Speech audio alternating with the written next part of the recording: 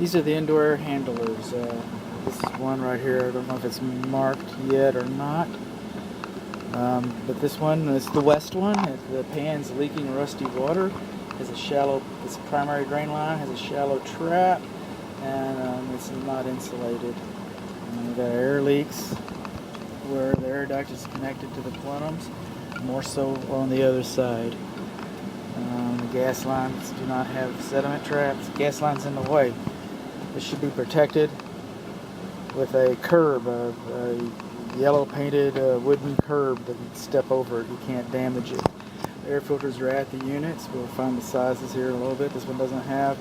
The difference between this water here, this furnace, and this is the one on the east side. The difference between that one and this one and the other one is it does have an acceptable P-trap.